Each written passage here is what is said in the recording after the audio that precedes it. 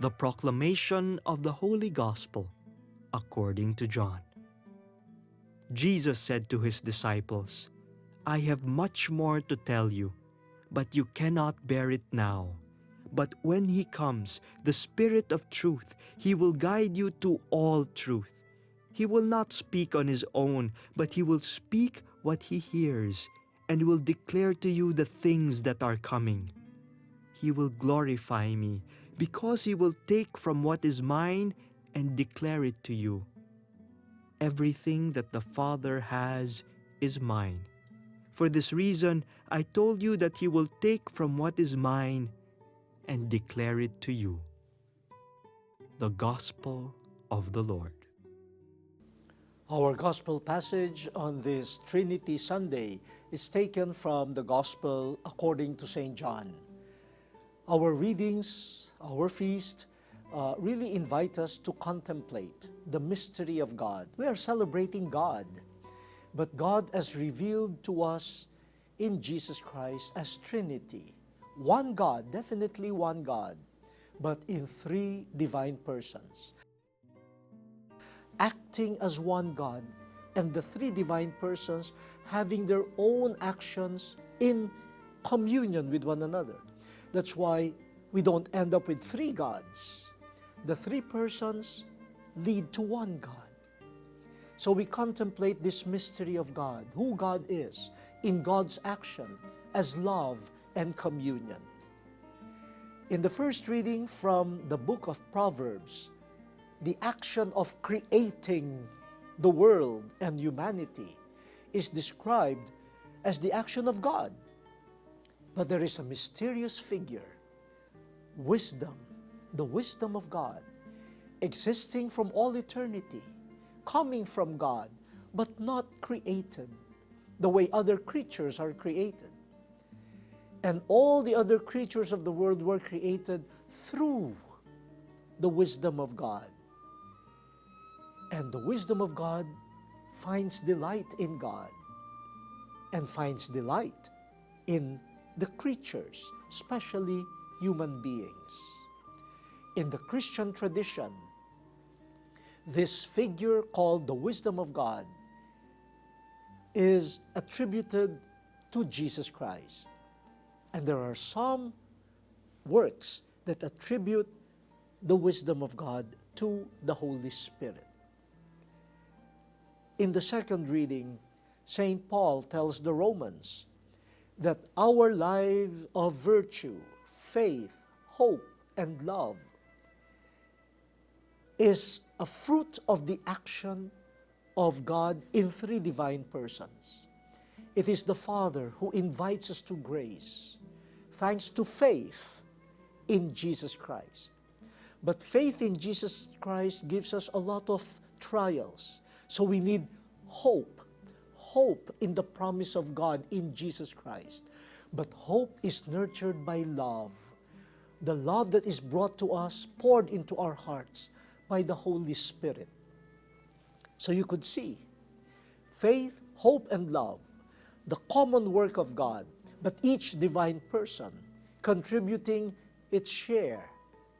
But we have the same action, one God, working in our hearts, leading us to faith, to hope, and to love. Now we come to the Gospel. Jesus tells His disciples that He has many other things to tell them, but He knows them. He knows their capacities, He knows their limits. So He tells them frankly, you cannot bear all of it now. Now, that could have been a disturbing pronouncement from Jesus. And if I were part of the disciples, I would say, look, you will go and leave us, and you will depart without revealing the whole truth to us. How could that be possible? But Jesus says, well, you have to wait. The Spirit of truth will come, and the Spirit of truth will guide you to all truth. What is this all truth? The whole of the truth about God. So the Holy Spirit will do that. If you stop there, you'll say, oh, so the Holy Spirit is greater than you. You see, you, Jesus, you cannot reveal to us what you know, but the Holy Spirit can do it. But then, Jesus describes the Holy Spirit as a listening spirit. The Holy Spirit will announce to the disciples only what He has heard. From whom? From Jesus.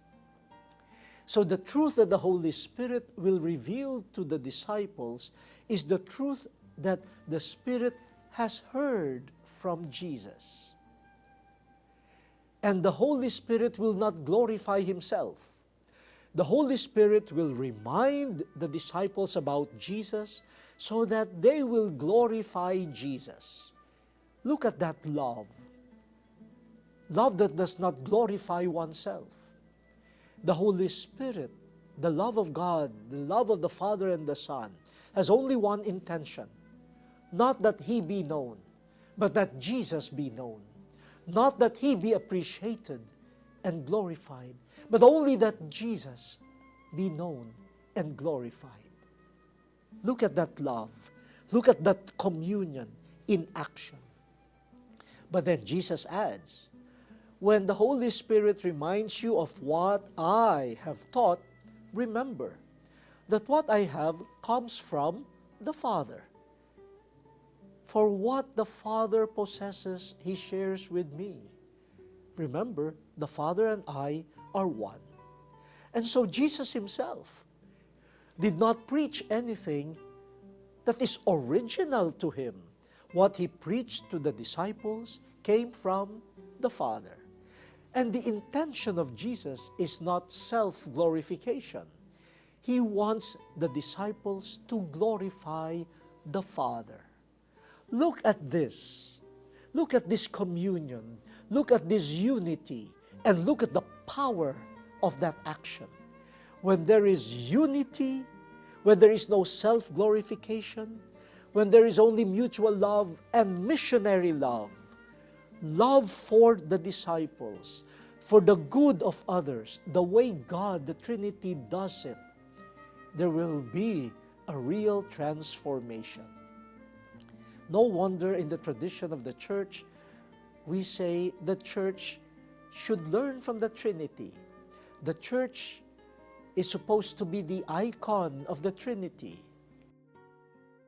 living by the love, the communion, and the common mission and action in creation, in transformation of the heart, in reminding disciples of divine teaching. All of these are common actions of the three persons in one God. You do not say that only the Father created. No, the Father will say, wait. I created, but with the Son and in the Holy Spirit. You cannot say that only Jesus redeemed. No, the Father will say, hey, I was the one who sent Him. And the Holy Spirit was poured out to us by the Father and the Son. The Holy Spirit is not the only one that sanctifies, for it was the Father who sent the Spirit through the Son, and the Spirit brings us back to Jesus and the Father. What a communion! What a mystery of love! And look at what has happened to us. We are created and recreated. This is the dream of every church, every parish, every diocese. It's the dream of the whole church, and it is the dream of every society. When inviting everyone to pray for the Filipino people as we just are getting out of our national elections, help us pray, especially on this solemnity of the Blessed Trinity, that we may be open to the Holy Spirit so that we may be reminded of the teachings of Jesus.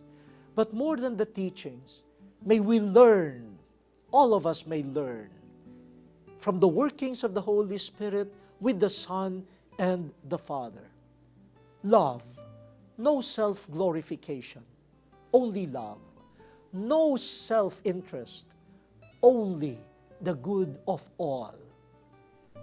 May the Holy Trinity infuse all of us with that love, that communion that we so sorely need. The Word has been exposed. Let us now fulfill it.